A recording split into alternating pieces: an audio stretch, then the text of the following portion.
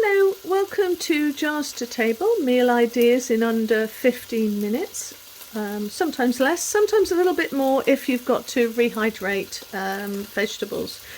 But today we're looking at a coconut milk curry dish. I can't dare call it Thai because it's just something that I'm making up as I go along. But you will have everything on this list, I can guarantee, and hopefully I'll have put the list here. I've taken my pre-caramelised onions, which I always have a few jars of in the cupboard. It saves the whole time frame. It saves your time. You don't have to caramelise onions that are already caramelised. But what I'm doing right now is heating them through to get rid of any excess water. Right. After that, I'm going to start adding the wet stuff because I have nothing else that needs frying. I've got the garlic here, which I'm going to put in. I forgot to put these in. And I've got some red tomato skin flakes. I'm going to add those in as well. And I add them into boiling water. I have no idea what this is going to come out like. It is going to be what it is. But my son turned round to me and said, "Mum, can I please try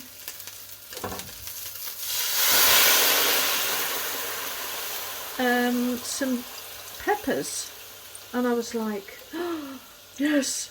So that's why I'm going to be making him a pepper dish today.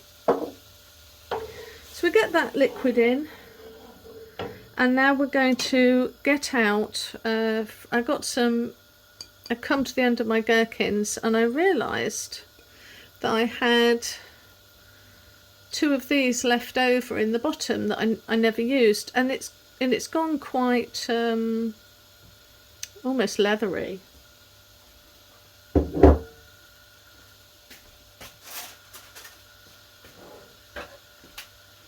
But I hate throwing food away. So what I'm going to do is cut these up with scissors really finely with my beef stock from my canned beef.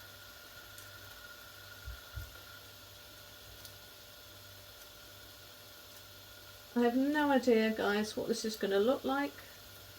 But I've cooked enough to know that it's going to taste really good. Okay. Then we need to add some ginger.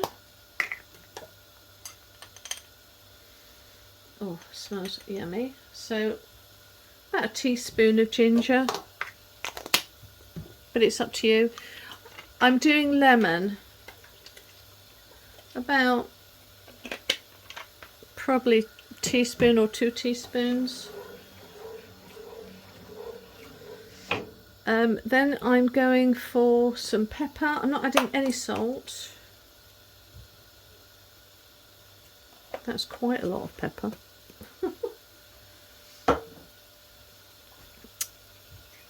Have I put garlic in here? Did I put garlic in here? Yes. So now I put in... Now this is totally up to you, but in here I put dried garlic, dried red pepper, dried tomato skins, and this is where you put in any veg that you want. I mean, literally any veg that you want, either from the freezer or dehydrated, whatever, literally anything you want, because we're nearly finished now. I'm just going to use these 10 minutes to boil this up. I want to talk to you about I've got organic coconut milk powder here. I always keep that in my fridge because it's got quite a high fat content, so I like to keep that in the fridge, but I'm trying to use up my Magi coconut milk powder. So the next thing we need to do here, whilst everything is cooking away, probably 3/4 of a cup. Now some people complain about powders getting claggy and everything else, and the secret to rehydrating any powders is to put it in body temperature water. If you put it into cold water, it will seize up and turn into awful cementy lumps. So what you need to do is get a separate container and fill it with cold and hot, and then pour it in. And now it won't seize up and it will instantly go lumpless. Look at that. Just really easy. The reason why I'm letting this boil is because I really want any dehydrated vegetables to soften way before I thicken it up, because then they don't really dehydrate brilliantly. So curry powder now. I've got a Jamaican chicken curry mix. I'm sorry, I can't remember the name of it now, but that has got so much salt in it. I've learnt from experience not to add any salt to this dish. There's enough in a lot of things. We'll want to have like probably a tablespoon of curry powder. Not too much. Well, you can use whatever you want, but I've already got chili in there really. So yes, I'm using it for the spices. And then just a teaspoon of the Jamaican curry mix, which is very salty. Now, we keep on going with this, and we're going to give it a little taste.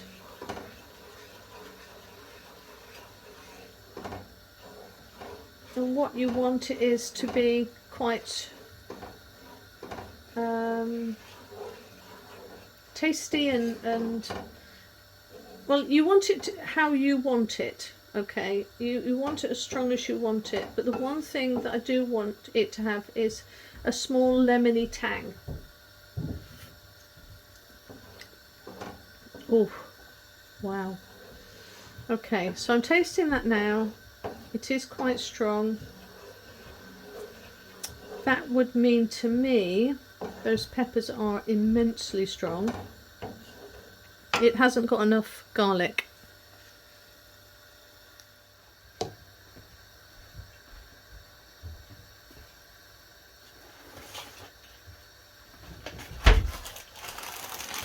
Oh.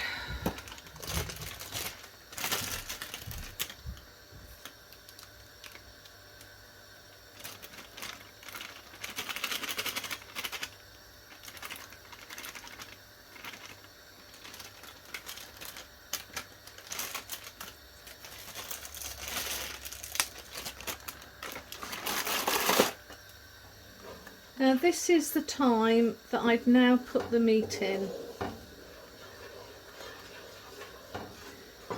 to heat through. So if you're at all worried about, oh, this is my pre-roasted meat, my pre-braised meat. Look how it's hung together, really. How it's not hung together, how it's stayed together so well. Look at that. I don't want to maneuver it around too much, because I don't want to, sorry about the pan, because I don't want to cause the meat to separate and become shredded. So I'm just going to allow it to heat up gently like that. Give me time to get rid of some of those coconut lumps that are still around. So you can see I'm stirring, but I'm not stirring the meat. I don't want to stir the meat. If I stir the meat, I'm going to, oh look at that, it's already thickening. Whoa.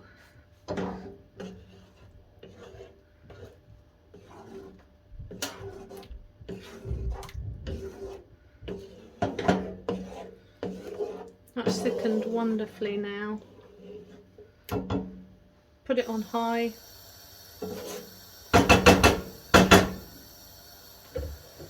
And we'll swap over with this.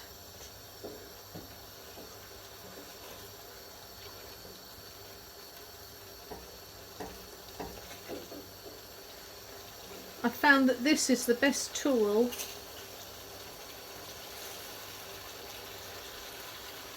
I'm going to add a bit more water because I want my meat to heat through properly for 10 minutes. I want a gloss on here, so I'm going to just add a knob of butter. You can use lard or whatever, but that butter will just add a gloss and stop the sauce looking too matte.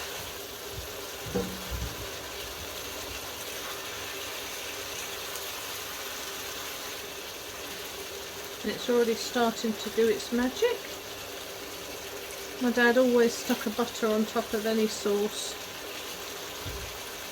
It just gives that nice glossy look, and you need about a level tablespoon. That is now cooked, and I wish you could smell it. It's just so nice. And as I say, put in broccoli, you could put in anything. You could put in go in your fridge. You've got leftover red what's they called, sweet potatoes, anything you fancy. But yeah, that's done. I'm happy with that. Have a go. Bye.